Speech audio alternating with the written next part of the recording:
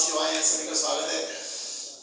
और डॉक्टर के शर्मा जब हम मंच में होंगे, क्योंकि इतिहासकार हैं, प्रसिद्ध ज्ञानवान हैं, आप उनसे यदि कोई प्रश्न ही पूछना चाहते हैं, कुछ भी इतिहास में विशेषकर कोई भी आप सवाल पूछना चाहते हैं तो आप उनसे पूछ सकते हैं। कोई भी शंका हो, कोई बात हो तो, क्योंकि वैसे भी प्रोफेशन से भी वो प्रोफेसर है और ज्ञान तो शोध तो इन्होंने बहुत सारे किए हैं। इवन जो हमारे जो शहजाद राय जो शोध संस्थान है उसके भी ये निदेशक हैं, तो इसलिए आपका स्वागत है। मैं ज्यादा समय नहीं लूंगा, उसको मैं एक अलग परिप्रेक्ष्य से उसका उत्तर देना चाहता हूँ।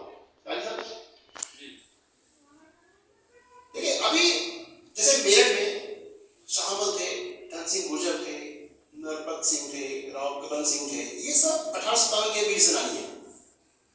लेकिन इस सब के बारे में सब लोग नहीं जानते हैं। क्यों नहीं जानते हैं? सवाल तो ये है, उसका कारण है।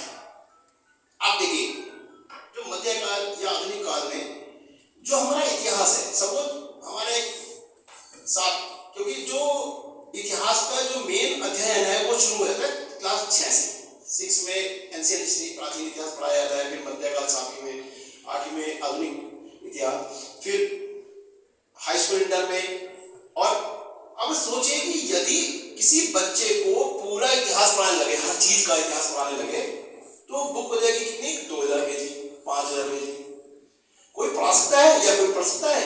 कोई बच्चा, कोई नहीं पढ़ पाएगा। तो इसका एक सोल्यूशन है, एक हल है, और मैंने इस हल को मैंने लिखा भी था। जो हमारी पीछे जो राज्य सभा समिति थी, जो हमारे जो सिलेबस को रिवाइज कर रही थी, उसको मैंने 2 पत्र लिखे थे। इसमें से एक पत्र ये था, एक जो था वो था कि हमारी जो एनसीईआरटी की किताबें हैं, इसमें जो कमियां हैं, जो त्रुटियां हैं, जिनको सही किया जाना चाहिए। क्योंकि वो जो एनसीईआरटी किताब में समझ, जैसे 11वीं की क्लास है, उसमें जो किताब है एनसीईआरटी की, उसमें जो प्राचीन इतिहास के ऊपर किताब है, उसमें मुसलमानों का जिक्र है, जबकि उसमें तो वो थे ही नहीं यहाँ पे। तो जो ऐसी त्रुटियां मैंने पॉइंटेड की, और जो दूसरा लेटर था मैंने ये लिखा, और शायद आप सहमति देंगे या नहीं देंगे, क्योंकि मैं व्यक्तिगत स्तर पे काम करता हूं, मैं तो फ्रीलांसर हूं। वो था कि पहले आप लॉजिक देखिए कि कोई भी बच्चा 5000 पेज इतिहास नहीं पढ़ सकता, क्योंकि उसे दूसरे सब्जेक्ट भी पढ़ने हैं, उसको केवल इतिहास नहीं। तो उस इतिहास को, हमें जो इतिहास का जो पाठ्यक्रम है उसको 3 भागों में बांटना चाहिए। पहला है नेशनल हिस्ट्री।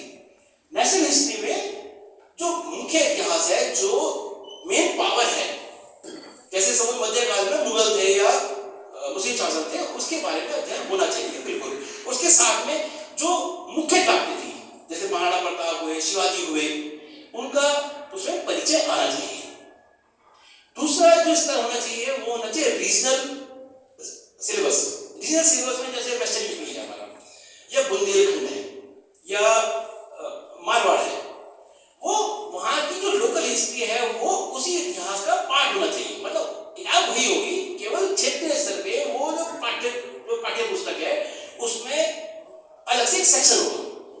और इसी तरह एक उसमें एक स्थानीय स्तर होना चाहिए, स्थानीय लेवल होना चाहिए, जिसमें स्थानीय जो आपके जो अनसन हीरोज हैं, अनसन इंसिडेंट्स हैं, वो उनका मेंशन होना चाहिए। जिससे कि यदि हम राव कदम सिंह के बारे में या शाहमल के बारे में किसी केरल में पढ़ाने लगे, तो उसको रिलेट नहीं कर सकता, उसको अपने को उससे लगा क्या पढ़ा है। यदि लचित जी के बारे में असम के हैं, हम पढ़ने लगे तो हमें लगेगा इंटरेस्टिंग तो है, लेकिन रिलेवेंट नहीं है हमारे लिए, ऐसा लगेगा ना। तो इतिहास में आपको मेन इंटरेस्ट तब आएगा जब वो आपसे संबंधित हो। अगर आप 1857 की कहानी बिल्कुल जैसे जादू सा भी खेल दिया और आप बिल्कुल मग्न होकर सुन रहे थे, तो उसका कारण यह है कि ये आपके हृदय से जुड़ा हुआ है। और चलिए, मैं क्योंकि समय भी बीता जा रहा है, तो मैं आपको एक ऐसे पक्ष के बारे में बताना चाहता हूँ मेरे के इतिहास, क्योंकि हमारी उस समय जो बहुत सारे जो यूरोपियन फाइटर्स थे, लड़ाके थे, वो ईस्ट इंडिया कंपनी का पार्ट बने। लेकिन बहुत सारे ऐसे थे जिनको नौकरी नहीं मिली ईस्ट इंडिया कंपनी में, या वो जो फ्रीलांसर से फ्रीलांसर बनना चाहते थे। उनमें से कम 3 लोगों के जो पैर हैं, जो कदम है, वो मेरठ में पड़े, उन्होंने मेरठ में अपना कमाल दिखाया।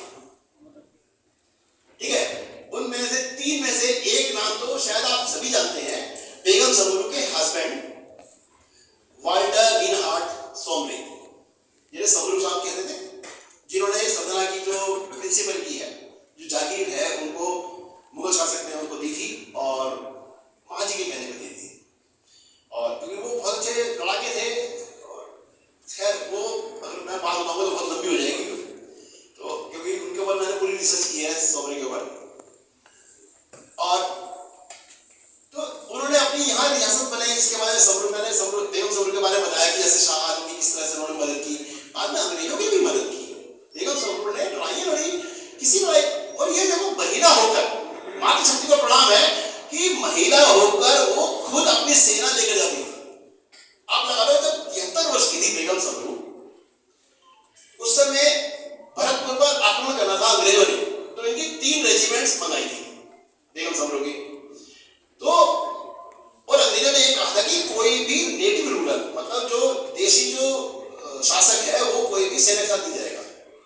तो बेगम समरू ने कहा नॉनसेंस, अगर मैं नहीं जाऊंगी रणभूमि में तो लोग कहेंगे कि ये बुढ़ापे में कायर बन गई। तो ऐसी भावना। और दूसरा नाम मैं आपको बताता हूं जॉर्ज थॉमस का। जॉर्ज थॉमस शायद जर्मनी के रहने वाले थे, और वो बेगम समरू के सेनापति थे। बेगम समरू के सेनापति थे, और उन्होंने हांसी में अपनी राजधानी, अपनी मतलब शासक, मतलब राज्य बनाया अपना। ठीक है, वो मेरठ में उन्होंने बहुत करीब 8 साल यहाँ पे काम किया, बेगम समरू के अंतर्गत काम किया। और बेगम समरू के अंतर्गत एक और जो वीर थे काम करने वाले, वो थे लेवाइस, एम लेवाइस। और देखो एम लेवाइस ने क्या काम किया था, बेगम समरू को बचाया था।